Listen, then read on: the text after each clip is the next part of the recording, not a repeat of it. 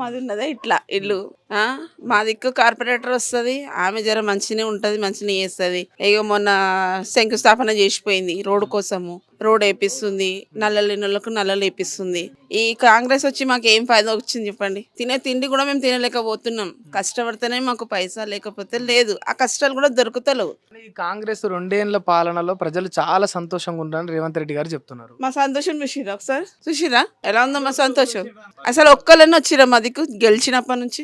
ఒక్క ముఖాలు కూడా లేవు మా దగ్గర. గెలిచిన మాటనే మా దగ్గర, కానీ ఒక్క ముఖం కూడా లేదు. అసలు కాంగ్రెస్ వాళ్ళు రారే? ఒక్క ముఖం కూడా రాలేదు. రమ్మన్నది మేము ఈయన నిలబడతాం అందరం బస్తలం. ఒక్క చెప్పాలంటే ఆ పద్మారావు అన్న వచ్చి పోతాడు. ఇట్లా కష్టం ఉంది అన్న అంటే, కార్పొరేటర్ సునీత అక్కనన్నా ఇట్లా వచ్చి పోతుంది, అక్క ఇంత కష్టం ఉంది అక్క అంటే. కానీ ఆయన ముఖం అయితే ఇంతవరకు లేనే లేదు.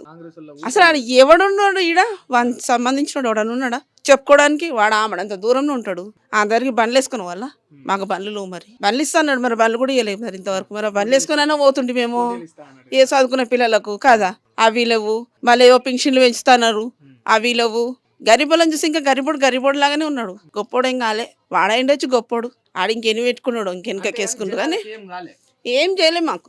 అసలు వాడు గెలిచిండు ఎందుకు అనిపిస్తుంది మాకు ఇప్పుడు మాకైతే అనిపిస్తుంది కారు రావడమే మంచిది, తెలంగాణ రావడమే మంచిది. మాకు ఉన్నప్పుడైనా మేము మంచిగా ఉన్నాం. 4 బుక్కలైనా నోట్లో పెట్టుకున్నాం మేమైతే. ఇప్పుడైతే మాకు అవి కూడా కరువు అయిపోయింది తెలుసా? అంత ఘోరంగా చేస్తుండు వాడు. మరి ఎందుకు చేస్తుండో మరి? గెలిపించినందుక వాడికి ఇదియా?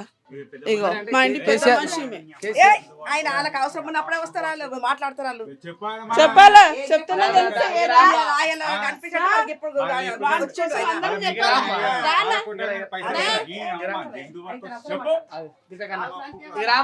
మరి అవసరం ఉన్నప్పుడు వస్తారన్నా, లేకపోతే రాళ్ళు జనాలు.